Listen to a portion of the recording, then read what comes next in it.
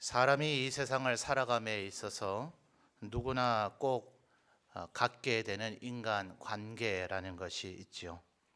하늘에서 우리가 뚝 떨어진 것이 아니니 부모가 있는 가운데서 태어나게 될 것이고, 평생 간혹 독신으로 사는 분들이 있겠지만 일반적으로 대부분은 결혼을 하게 될 터이니 어느 순간에는 배우자가 생겨지게 될 것입니다.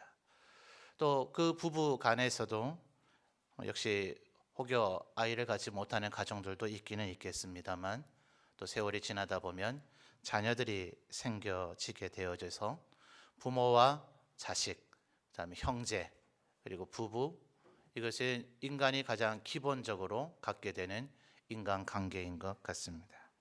그건 못지않게 전혀 어쩌면 꼭 필요한 것이 맞는가 간혹 논쟁이 되기도 합니다만, 사람들에게 빼놓을 수 없는 것이 바로 친구라 하는 것이죠. 사람들이 어떤 관계를 가장 중요하게 여기는가, 이것을 이제 통계 설문조사를 해봤는데 아주 재미난 결과가 나타났다 그래요. 이 사람들마다 각각 취향도 다르고 성향이 다르고 성격도 다르기는 합니다만, 일반적으로는 이렇게 분류를 하잖아요. 아주 갓난아기나 영유아 때는 부모가 제일 필요하겠죠. 절대적으로 부모가 필요하고요.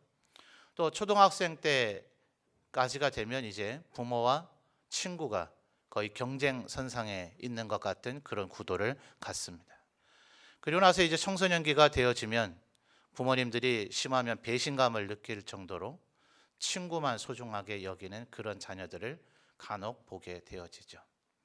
그러나 다시 그 젊은 남녀들이 결혼을 해서 신혼 부부가 되어지게 되면 그때는 언제 친구 위에서 살았냐는 듯이 모든 친구들은 다 사라져버리고 오직 배우자, 부모님은 이미 저기 멀리 사라지고 없어요. 그리고 이제 태어난 신생아들이 가장 소중한 그런 관계가 되어집니다. 그 이후에 소위 중년, 이제 장년의 삶이 되어지면 여기서는 사람마다 많이 갈라지게 되는데, 과거의 친구들이 다시 회복되어지는 사람, 혹은 어른이 되고 난 이후에 새로운 친구를 사귀는 사람이 있는가 하면 친구가 없는 채로 이렇게 살아가는 그런 사람들도 있더라 하는 겁니다. 그러니까 사람마다 이제 분류를 했어요. 남자냐 여자냐, 당신이 지금 몇 살이냐, 이런 거에 따라서 쭉 분류를 해보니까 사람마다 부모, 배우자, 형제, 자식, 친구, 이것에 대한 등수가 계속 뒤바뀌더라는 거예요. 엎치락 뒤치락. 어떨 때는 부모가 제일 중요하고, 어떨 때는 배우자가 제일 중요하고, 어떨 때는 형제가 정말 중요하고, 사람마다 나이마다 이렇게 또 성별에 따라서 달라지는데 계속해서 동일한 위치를 차지하고 있는 게 뭘까요? 그게 친구들라는 거예요. 부모는 1등 됐다가 꼴등 되기도 하고, 배우자도 신혼 때는 1등이었다가 지금 몇 등이세요? 등수 매기기 싫죠? 이렇게 되어지기도 하는데, 친구라는 존재는 비록 1등은 한 번도 하지를 않지만 늘 제자리는 유지하고 있는 것이다 하는 것입니다. 그러니 우리에게 사실은 친구가 얼마나 소중한가, 사람들마다 사실은 어쩌면 지금 내가 친구가 없다, 아마 이 자리에 좀 중장년 이후의 분들은 그 젊을 때나 친구 사귀는 거지 지금 친구를 만나고 그러느냐, 아니에요. 삶이 지금 고단하고 그럴 기회가 없고 누군가 나에게 마음을 열어주지 않아서 그렇지, 그 사람은 자기 자신도 모르게 여전히 친구라고 하는 존재를 인간이라면 갈망하고 있더라 하는 것이 이런 모든 사회학의 통계들과 조사의 연구에서 나타나고 있는 거죠. 그러니 사람은 본질적으로 어떤 존재입니까? 친구를 갈망하고 있는 존재다 하는 거예요. 여러분, 친구에 대한 좋은 얘기들, 글들, 좋은 표본, 샘플링들이 많이 있는데 그 중에 하나 질환지교라는 것이 있습니다. 이 자리에 아마 중장년 이상 되시는 분들은 혹시 기억하실란가 모르겠어요. 우리나라의 여성 수필가라 그래야 됩니까? 유한진 씨라는 분이 쓴 질환지교를 꿈꾸며 라는 글이 수필이다 보니까 시가 아니에요. 그래서 내용이 꽤 긴데도 불구하고 한때는 그때는 아직 뭐 컴퓨터가 일반화되기 전이다 보니 사람들이 그 긴 내용을 일일이 다 손으로 필사해 가지고 자기가 친하게 지내고 싶은 친구에게 너하고 내가 좀 이런 사이가 되자 뭐 이렇게 선물 삼아 바램 삼아 지금 고개 끄덕끄덕 하는 분은 한 번쯤 그런 경험을 해보신 거죠. 그 내용 기억나십니까? 거기 보면 이런 얘기들 나와요. 저녁 먹고 차 한 잔 하러 갈 수 있는 그런 친구가 있었으면 좋겠다. 이분 옷 하루 종일 입으시니까 얼마나 냄새가 나겠어요. 그렇죠? 기본적으로 사람 냄새, 땀 냄새가 날 것이고, 또 우리 한국의 음식 가운데는 가장 냄새가 강렬한 것 중에 하나 김치 아니에요? 그래서 입은 옷 그대로 입고 김치 냄새를 풍기며 찾아가도 나를 뭐라 하지 않을 그런 친구가 있었으면 좋겠다. 뭐 여러 얘기들 나오지만 뭐 이런 얘기요. 남의 얘기를 그냥 부담 없이 해도 이 사람이 남 욕하고 돌아다니더라 이렇게 소문내지 않을 그런 친구가 있었으면 좋겠다. 여기서 고개 끄덕 많이 하시는 이유는 뭡니까? 많이 그러고 싶은데 소문날까 봐 불안해서 못하고 계시나 보죠? 안 하는 게 더 좋은 거예요. 비록 그런 친구가 있으면 좋긴 좋겠지만 그걸 바라시면 안 되는 거예요. 또 나아가서 이런 표현이 나타나요. 사람이 만약 아내나 남편, 그 다음에 형제, 자녀만 있다면 사람이 어찌 행복할 수 있으랴. 글쎄요, 만나 안 만나는 모르겠어요. 그러나 한때 이 글이 발표된 지 얼마 안 됐을 때에 한국 사람이라면 한 번쯤은 다 읽어보고 들어봤다 할 정도로 굉장히 사람들의 입에 회자되어진 것을 보면 이 말에 모두들 공감해서 그렇지 않은가 그런 생각이 듭니다. 그러니 여러분, 우리에게 사실 친구가 절대적으로 필요한 거죠. 그렇다면 우리는 어떤 친구가 되어야 될까요? 아주 모범적인 친구 사례 한두 개를 좀 여러분에게 소개를 해드리려고 합니다. 중국의 고사 가운데 이런 좋은 친구, 우정과 관련되는 대표적인 고사성어를 만들어낸 관포지교라는 말이 있습니다. 관중과 포숙이라고 하는 두 사람의 우정을 이야기하고 있는 거죠. 중국 동북방 지역에 제나라라고 하는 나라가 있었는데 이 나라에 아들 3명이 있고 아버지가 이제 죽어서 맏아들이 왕위를 이었습니다. 근데 이 맏아들은 왕위를 이을 만한 그런 제목이 못 됐고 불과 얼마 되지 않아서 그 나라는 정치, 경제, 사회 모든 면에서 아주 극심하게 혼란에 빠져들게 됩니다. 그래서 이 사람으로서는 계속 왕위가 지탱이 안 되겠다. 둘째, 셋째 아들이 이제 왕위에 대한 꿈을 꾸기 시작합니다. 그래서 셋째 아들에게는 포숙이 이제 만약 이 셋째 왕자가 왕이 될 수 있도록 내가 도와야 되겠다. 그러면서 둘째 아들에게는 관중이라고 하는 사람이 각각 일종의 참모와 신하가 되어져 버립니다. 아니나 다를세라 이제 첫째 아들은 결국 왕권을 실각하게 되어지고 이 둘째와 셋째 아들이 치열하게 왕위를 놓고 다투는 지경에 이르게 되는데 뭐 중간 생략하고 셋째 아들이 결국 승리해서 왕위에 오르게 되어집니다. 그 과정 속에서 이 둘째 아들, 관중이 섬기는 둘째 아들이 외국의 군대를 동원해서 전쟁을 벌여서 결국은 패배해버려서 그 나라로 다시 은신해 버렸기 때문에 제 나라에서는 그 이웃 도와줬던 노나라에게 책임을 묻습니다. 이제 노나라가 제 나라에게 얻어 터지게 생겼으니까 노나라에 요구를 하죠. 그 둘째 아들만 죽여서 보내면 너희에게 더 이상 책임을 묻지는 않겠다. 그때 이제 포숙이 나서게 됩니다. 포숙이 자기가 모시는 셋째 아들이 왕위에 올랐고 둘째 아들은 어차피 죽어 없어져야 될 존재이니까 관중이 죽도록 내버려둬도 되잖아요. 일종의 경쟁 관계였잖아요. 근데 이 관중이 오래된 친구였기 때문에 노나라에게 정확하게 요구를 합니다.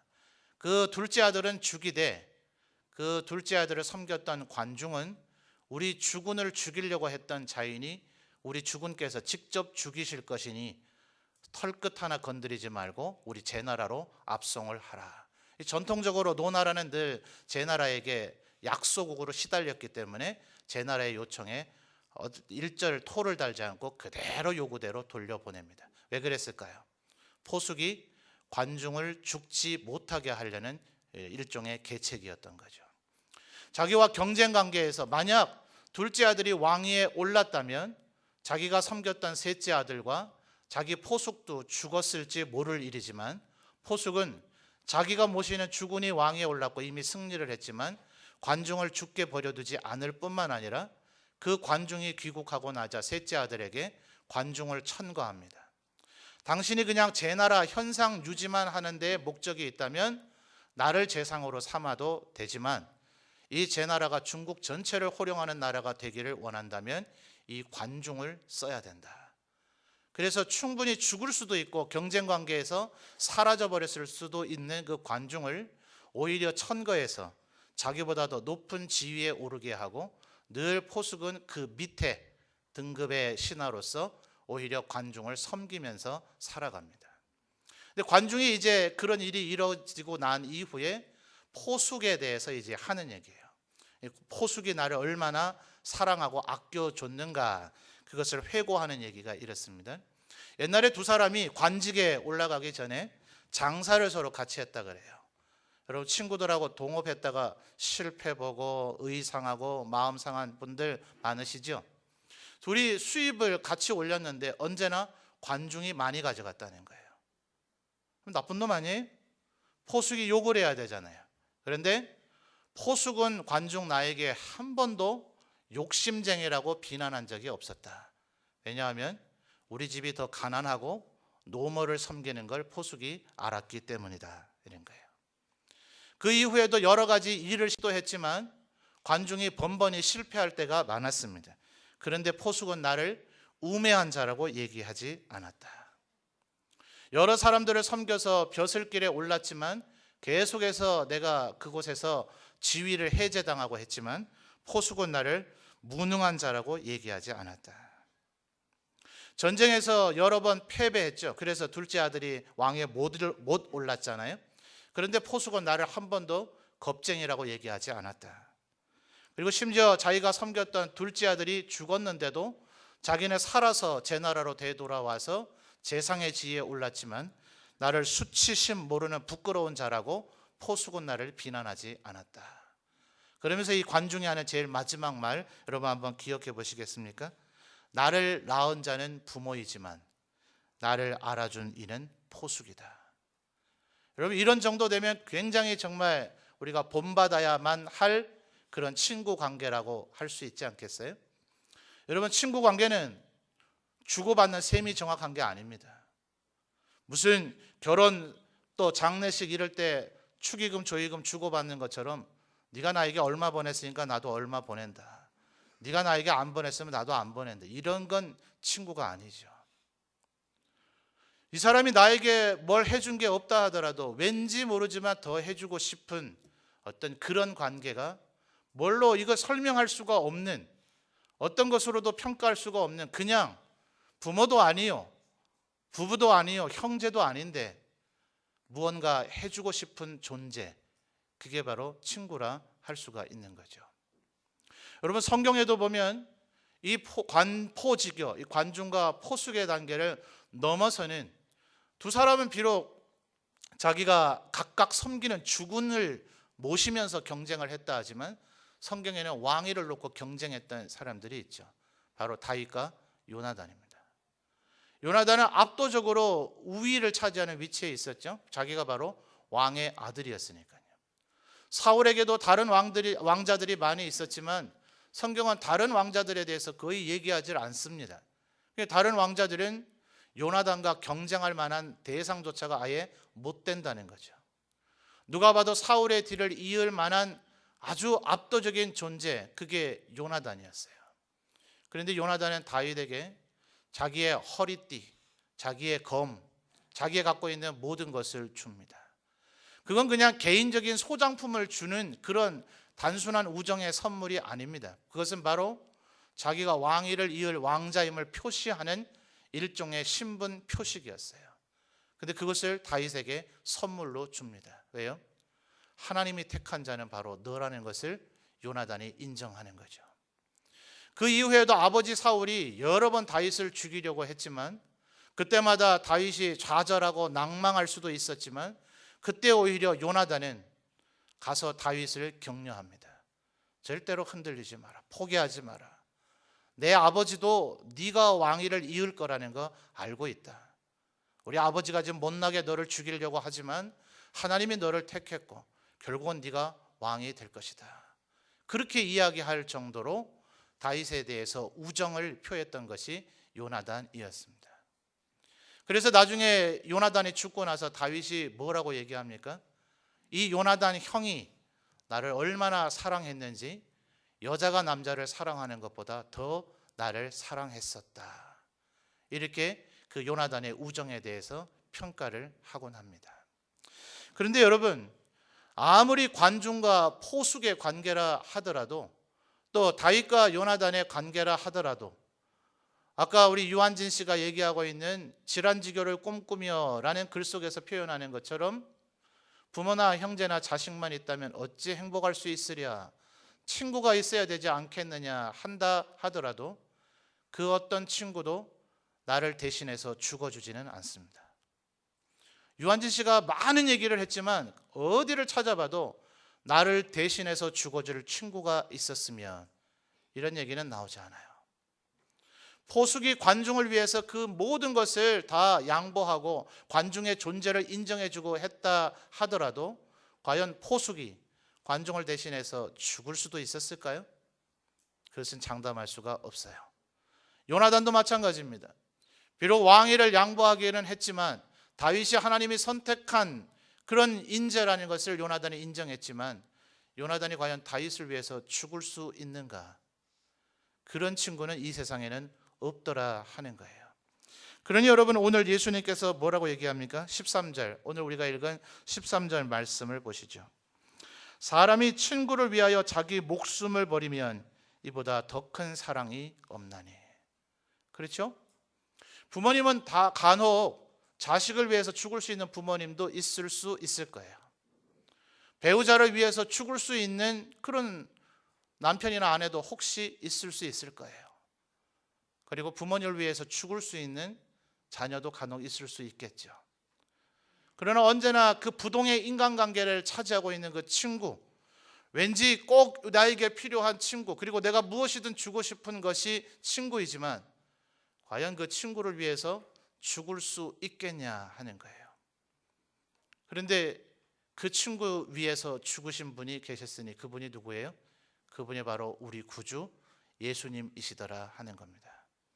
그래서 여러분, 이 예수님을 여러분의 친구로 삼으시는 여러분 되셨으면 좋겠습니다. 여러분, 아까 유한진 씨가 쓴 수필의 제목이 뭐라고요? 질환지교라는 말은 원래 있었어요. 고대로부터 내려오는 고사성어입니다. 그런데 우리와 지금 동시대, 저보다 나이가 좀 많긴 하지만 우리와 동시대를 살고 있는 이 유한진 씨가 쓴 그 글의 제목이 뭐라고요? 질환지교를 뭐해요? 꿈꾸며. 왜 꿈꿔요? 그런 일은 거의 없으니까요. 김치 냄새 풍기며 가면 좀 씻고 오면 안 되나 이럴 친구는 있어도 그거를 허물하지 않는 그런 친구는 거의 없단 말이죠. 관포지교를 왜 그렇게 사람들이 정말 대단한 우정이다라고 얘기합니까? 그런 친구는 실제로 없기 때문이죠. 그런 친구가 있기를 모두 다 갈망하지만 실제로는 그런 친구는 우리에게 거의 현실적으로 없기 때문에 우리의 이상 속에 있는 그런 친구이더라 하는 겁니다. 그래서 인간은 친구를 가장 갈망하지만 친구 때문에 울고 친구 때문에 슬퍼하는 것이 또한 인간이기도 합니다.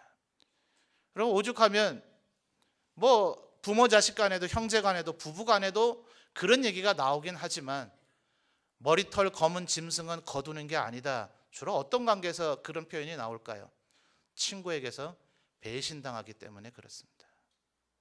그러니 여러분, 사람을 사귀는 것보다 차라리 애완동물을 키우는 게 낫다. 그래서 이젠 애완동물이 거의 반려자의 등급으로 올라서 반려동물이라고 용어를 쓰고 있잖아요. 저 이 말 정말 싫어합니다. 저하고 좋은 관계 유지하시려거들랑 저 앞에서는 절대로 반려동물이란 말을 쓰지 마세요. 그건 짐승에게 붙여줄 수 있는 존재가 아닙니다. 죄송하지만 이 말을 듣는 분이 혹시 서운하게 여길지 모르지만 그것은 그분 스스로가 인간관계에 그만큼 실패했기 때문에 그렇습니다. 다시 도전하셔야죠. 다시 도전해서 주님 주시는 힘으로 새로운 인간관계를 맺어나가야죠. 왜 사람이 사람과 인간관계를 맺지 못하고 개나 고양이와 관계를 맺으면서 그를 반려자라고 여기려고 하십니까? 그거 아닙니다. 사람과의 관계에서 아무리 실패하고 좌절을 겪었다 하더라도, 아무리 많은 배신감을 겪었다 하더라도, 여러분 이건 뭐 성경 얘기도 아니고 어느 가수의 노래 제목이지만 사람이 꽃보다 아름다운 거예요. 주님은 사람을 위해서 죽으셨지 여러분이 혹시나 사랑할지 모르는 개나 고양이를 위해서 죽으신 게 아닙니다. 사람을 향해서 끊임없는 사랑을 표하셨지 동물들을 향해서 그렇게 하신 게 아니에요. 우리에게 비록 실망감을 주어주고 우리에게 진정한 친구가 되지 않는다 하더라도 여러분 사람을 향한 애정, 사람을 향한 그 기대를 포기하지 않는 우리 성도들이 되시기를 바랍니다. 어떻게 할 때 그렇게 할 수 있을까요? 그 사람 바라보면 안 돼요, 여러분. 그래서 누구를 기억하시라고요? 나를 대신해서 죽으신 진정한 친구이신 예수님을 기억하라 하는 겁니다. 여러분 다윗이 정말 요나단이 다윗의 좋은 친구이지만 그러면 다윗은 요나단에게 함부로 대했을까요? 아니요. 사실 그도 최선을 다했습니다. 포숙이 관중에게 늘 너그럽고 모든 것을 양보하는 듯한 자세를 취했지만 그럼 관중은 정말 파렴치한 사람입니까? 아니요. 정말 그는 중국 전 역사를 통틀어서도 왕위에 오른 자는 아니니 왕이 아닌 신하의 반열에 있었던 재상, 정승 이런 등급에 있었던 사람들 중에는 5 손가락 안에 드는 아주 인격도 있고 실력이 출중한 사람입니다. 그렇게 파렴치한 사람이 아니에요. 포숙이 그만큼 관중을 사랑했다는 반증이죠. 그러니 관중도 포숙을 어떻게 대했을까요? 사랑으로 대했을 거예요. 그런데 여러분 로마서 5장을 가보면 바울 사도가 예수님과 우리의 관계를 이렇게 얘기합니다. 의로운 자를 위해서 간혹 죽는 사람이 있다. 선한 사람을 위해서 죽는 자도 있다. 근데 예수님이 우리가 그래서 우리 대신 죽은 게 아니라는 거죠. 우리가 아직 죄인 되었을 때에, 우리가 아직 하나님과 원수 되었을 때에, 우리가 아직 하나님의 사랑을 전혀 알지 못할 때에, 이 얘기와 비추어서 좀 더 상세하게 말씀드리면 우리가 예수님에 대해서 아무것도 하지 않았을 때에, 예수님이 나를 사랑해 주신다는 걸 전혀 알아주지조차 않았을 때에, 예수님은 나를 친구로 대하시고 끊임없이 많은 것을 나에게 해 주셨지만 나는 아무것도 해드린 게 없을 때, 아니 그 사랑을 외면하고 배신하고 몰라줬을 때에, 그럼에도 불구하고 예수님은 우리를 친구로 여겨주시고 나 대신 죽어주셨다 하는 것입니다. 그러니 이 세상에 이보다 더 좋은 친구가 어디에 있습니까? 이 예수님을 친구 삼으시는 은혜가 우리 성도들에게 있으시기를 주님의 이름으로 축원합니다. 여러분 사람에게 기대하다 보면 정말 실망스럽지 않아요? 이사야 선지자도 이런 얘기를 합니다. 사람을 기대하지 마라. 그들의 호흡은 코에 있어서 그 호흡이 끝이면 죽어버리고 말 터인데 사람에게 뭘 기대할 수 있으랴. 그러나 여러분 그에게 뭔가를 받을 것을 기대하는 것이 아니라 하나님이 나에게서 주신 그 사랑을 가지고 사람은 우리가 사랑해야 될 대상이지 뭔가를 기대해야 될 대상이 아닙니다. 사랑하는 성도 여러분, 힘과 은혜와 위로는 우리의 진정한 친구 되신 예수님에게 받으시기를 바랍니다. 그리고 여러분의 부모님이 여러분에게 비록 뭐 해주신 게 없어도, 여러분의 배우자가 늘 여러분을 실망시켜도, 여러분의 자녀들이 여러분에게 불효해도, 여러분의 친구들이 여러분을 배신해도 그들은 오직 우리가 섬기고 사랑해야 될 대상이다 하는 것을 기억하실 때 비로소 여러분이 또 다른 누군가의 좋은 친구가 될 수 있을 것입니다. 여러분 우리가 지금 153 전도운동을 전개하면서 이번 주는 여러분이 지난 주간 혹은 그 이전부터 품으셨던 태신자의 친구가 돼야 되는 주간입니다. 여러분, 여러분이 가서 예수 믿읍시다, 교회 갑시다, 그리고 우리의 죄를 씻고 구원받읍시다 하는 말은 진리입니다. 이 세상 그 무엇과도 바꿀 수도 없는 소중한 말입니다. 그 말을 듣는 사람은 사실은 정말 감사해야 될 일입니다. 우리가 그들에게 뭘 밥을 사주거나 무슨 선물을 갖다 주거나 할 일이 아니라 오히려 우리에게 그 말을 들은 사람이 감격해하며 감사해야 될 일이죠. 근데 대부분 사람들 그렇지 않습니다. 왜 그럴까요? 내가 그 사람의 친구가 아니면 그 어떤 진리의 말, 소중한 말을 해줘도 그 사람은 그 가치를 인정하지 않습니다. 여러분, 학교 다니다가 혹시 기억 한번 더듬어 보십시오. 선생님에게 뭐 중간 과정 어쨌는지, 왜 그랬는지, 무엇 때문인지 다 생략하고 선생님하고 감정이 상하고 나면 그 다음엔 그 과목이 싫어지지 않습니까? 그 과목이 아예 성적이 떨어져 버리지 않아요? 그 수업 시간은 어젯밤에 12시간 잤는데도 왠지 졸리지 않습니까? 목회자하고도 마찬가지죠. 목사가 이쁘면요, 목사가 설교 준비 정말 안 하고 설교하는 것 같은데도 은혜가 된다 그래요. 근데 목사가 마음에 안 들면요, 아무리 열심히 목사가 정성껏 정교한 말로 설교를 해도 은혜가 하나도 안 된다 그래요. 뭐가 문제입니까? 관계가 먼저 맺어지지 않으면, 그러면 우리가 전하는 그 어떤 말이 아무리 좋은 말이라 하더라도 우리의 전도는 힘을 잃어버리고 말 것입니다. 그러니 여러분이 전도를 해야 되겠다, 누군가에게 예수님의 구원의 소식을 전해야 되겠다라고 생각하기 이전에 이 세상 모르는 사람들이 갈망하고 얻고 싶으나 늘 얻으려고 시도했으나 실패했던 그 친구, 예수님이 주시는 그 힘과 은혜와 능력을 힘입어서 여러분이 먼저 좋은 친구가 되어주시면 어떻습니까? 우리가 만약 예수님이 나의 친구 되어주심에 그 은혜를 힘입어서 예수님 같이 누군가를 대해주고 그 누군가를 사랑해줘서 그의 친구가 되어준다면 여러분이 굳이 우리 점천제일교회 가자든지 예수님을 믿자든지 하는 얘기를 하지 않아도 친구인 여러분이 가는 곳, 그 사람이 아마 같이 가고 싶어질 것입니다. 그리고 오히려 너 주일마다, 일요일마다 도대체 어디 가는지 나 좀 데리고 가주라, 그렇게 이야기할 거예요. 반대로 우리가 그 사람의 친구가 되어지지 않았는데, 전혀 그 사람이 나를 친구로 여기지 않는데도 불구하고 내가 말재주가 있다 해서, 내가 그 사람에게 많은 선물을 줄 수 있다고 해서, 내가 그 사람과의 관계가 내가 갑인 관계에 있다고 해서 그 사람에게 그 어떤 압력을 행사한다 하더라도 우리가 먼저 그 사람의 진심 어린 친구가 되어주지 않는다면 그는 이곳을 방문해도, 이곳에 와서 11월 1일 날 예배를 드린다 하더라도 그는 이곳에서 흘러넘치는 은혜를 자기의 것으로 만들지 못할 것입니다.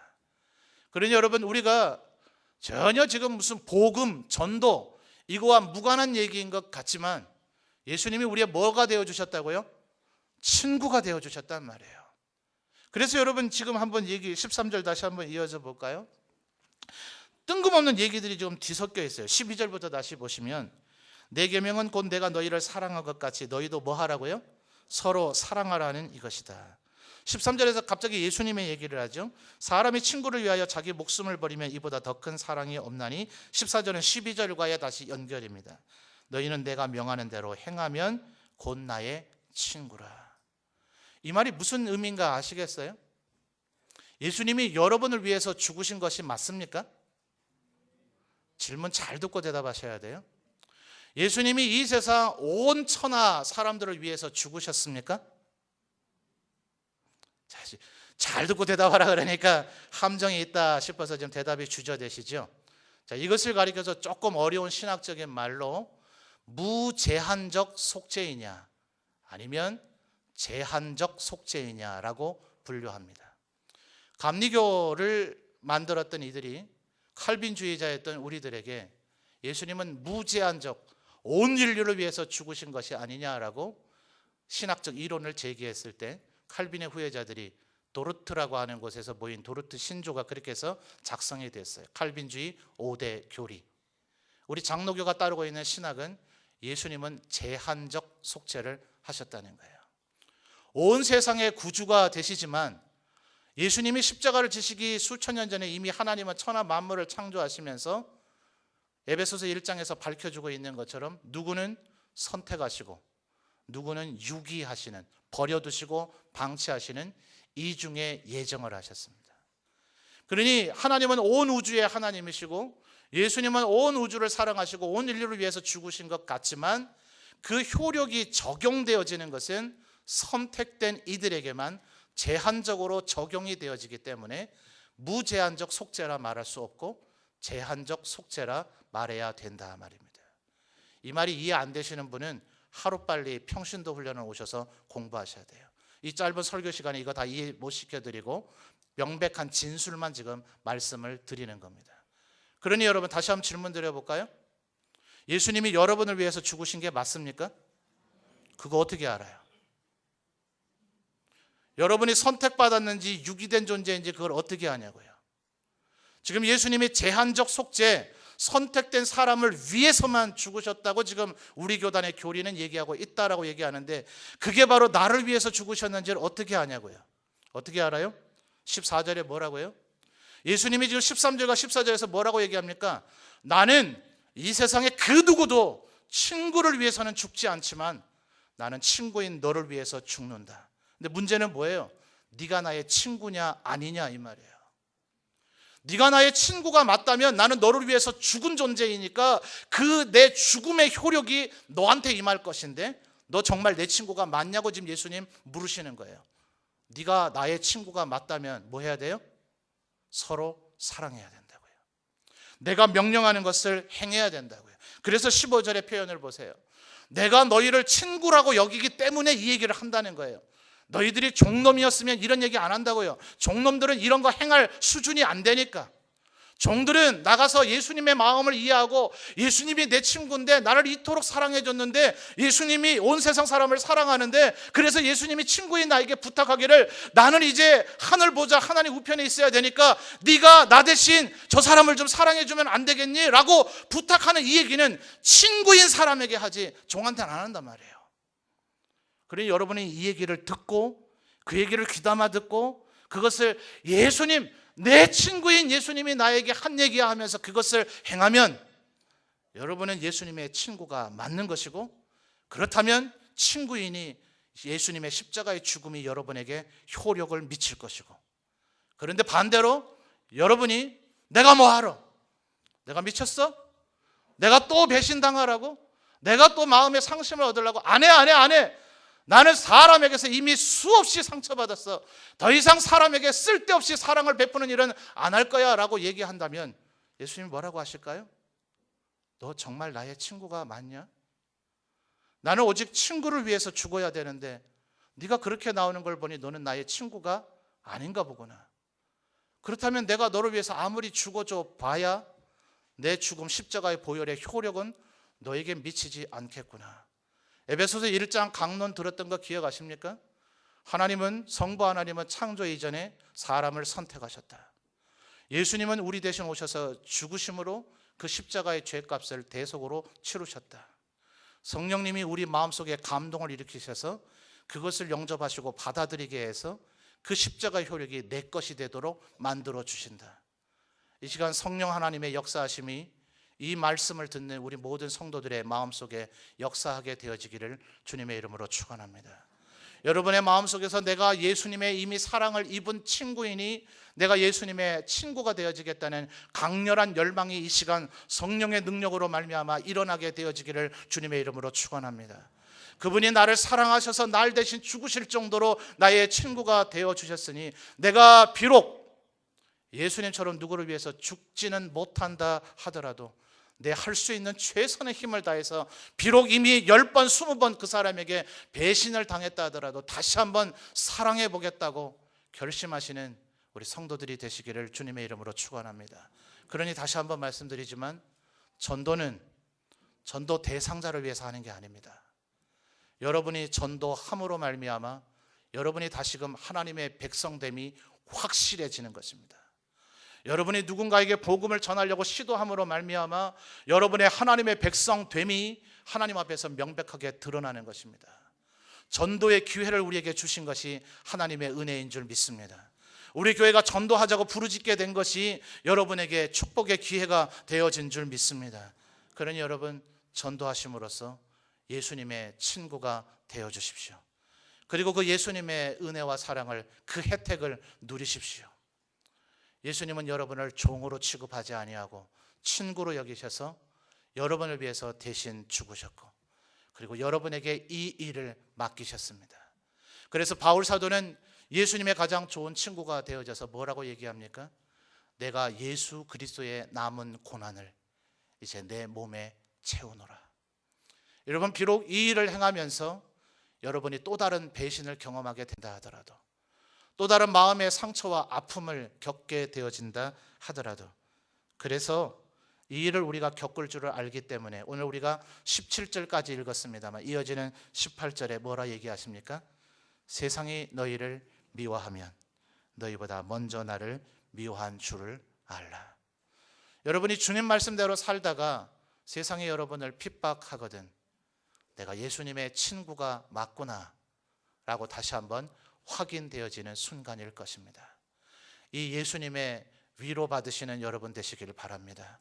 죄송하지만 저의 위로조차도 기대하지 마십시오. 오직 예수님의 위로, 우리의 진정한 친구 되신 예수님의 위로를 힘입어서 다른 사람을 사랑할 수 있는, 전도할 수 있는, 복음을 전할 수 있는 예수님의 친구가 되어 주시는 우리 모든 성도들이 되시기를 주님의 이름으로 축원합니다. 기도드리겠습니다.